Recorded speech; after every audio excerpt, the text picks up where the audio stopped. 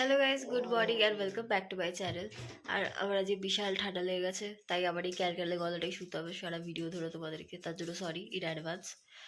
আজ বছরের শেষ দিন, আমি সারা রাত ঘুমাইনি, আমার চোখ মুখ দেখেই বোঝা যাচ্ছে। আর আমি আজকে সকালবেলা যাচ্ছি নৈহাটি বড় মাকে দর্শন করতে। তো চলো রেডি হয়ে দেখা করছি। দাঁড়াও দাঁড়াও, তার আগে চাটা খেয়ে নি। তো আমি এখানে রেডি হয়ে গেছি, আর আমি আমার স্কার্ফটা আনতে ভুলে গেছিলাম, তাই মাকে পাঠিয়েছিলাম ঘরে গিয়ে স্কার্ফটা নিয়ে আসার জন্য। তো এবার চলো যাচ্ছি বেলঘরিয়া স্টেশনে ট্রেন ধরার জন্য। আর আমরা গিয়েছিলাম 8:23 ট্রেনটাতে, যেটা ছিল শিয়ালদা কাটোয়া গ্যালেপিন লোকাল। টিকিট কেটে স্টেশনে দাঁড়িয়েছিলাম, আর দেখতে দেখতে আমাদের ট্রেনও চলে এলো, তাই আমরা ঝপাং করে ট্রেনে উঠে পড়লাম। দেখতে দেখতে আমরা ইছাপুর রেলওয়ে স্টেশন ক্রস করে গেলাম, তখন হয়তো বাজে অ্যারাউন্ড 8:50। আমি লোবা পাতলা মানুষ, তারপরে এত হাওয়া ফুল সামলাবো না নিজেকে। নৈহাটি ঢোকার আগে সিগন্যালের জন্য হয়তো কিছুক্ষণ গাড়ি দাঁড়িয়েছিল, তারপর অ্যাটলাস আমরা আমাদের গন্তব্যস্থলে পৌঁছে গেলাম। স্টেশন থেকে বেরিয়ে 10 মিনিট হাঁটতে হাঁটতে মন্দিরের সামনে গিয়ে পৌঁছালাম, আর ওখানে গিয়ে দেখলাম বিশাল বড় লাইন পড়েছে পুজো দেওয়ার। ওখানে একটা ডালার দোকানে জুতোটাকে রেখে দুটো ডালা কিনে নিলাম। আর যেহেতু পৌষ মাসে নাকি মূল্য দিয়ে পুজো দেওয়ার নিয়ম আছে, সেই জন্য মা মূল্য দিয়ে পুজো দেবে।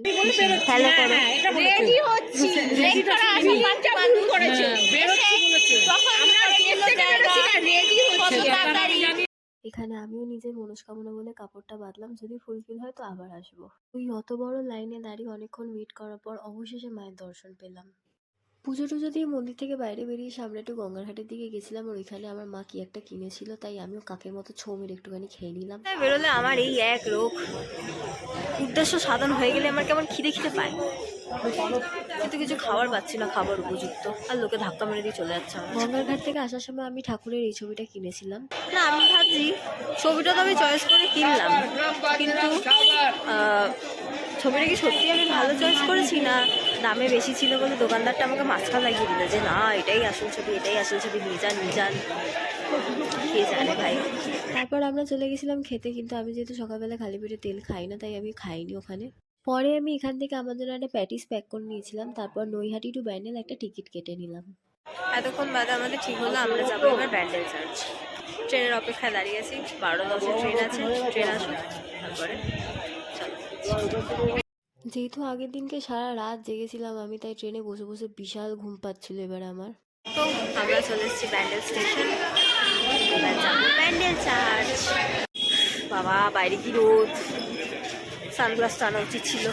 ব্যান্ডেল স্টেশনে নেমে আমাদের লোকেশনটা ওখানেই চেঞ্জ হয়ে গেছিলো, আমরা ব্যান্ডেল চার্চ যাইনি, তার পরিবর্তে আমরা গেছিলাম লাইরি বাবার আশ্রমে। এখানে ভোগ খাওয়ার জন্য পার হেড 80 টাকা করে টোকেন কাটতে হয়। দেখো নিজের লাইফে তো মিড ডে মিলের এক্সপিরিয়েন্স করোনি, এখানে করে নাও। আর আমাদের কপালটাই আজকে খারাপ, ভোগ খাওয়ার জন্য এখানেও বিশাল বড় একটা লাইন দিতে হয়েছে।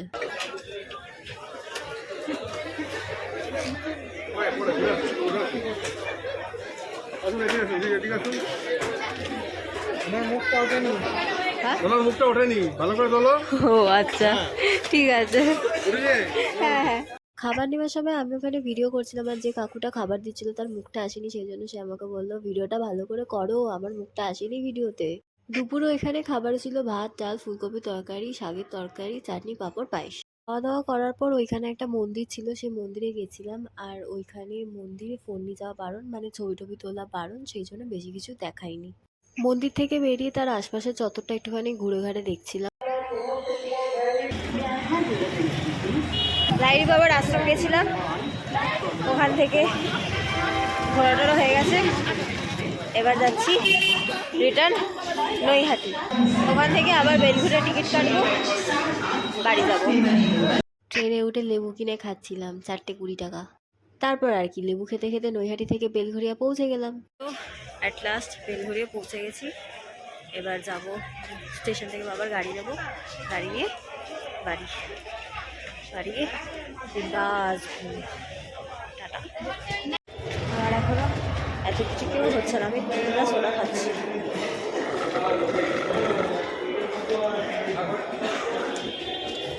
ভালো